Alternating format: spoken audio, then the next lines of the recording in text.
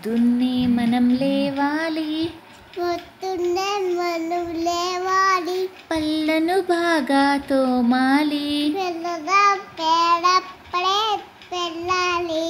గ్లాసుడు పాలు తాగాలి, స్నానం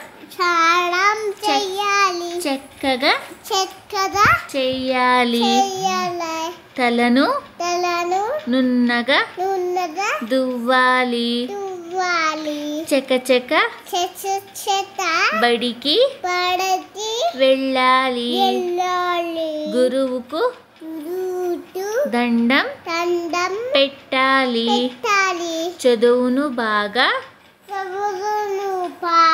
చదవాలి.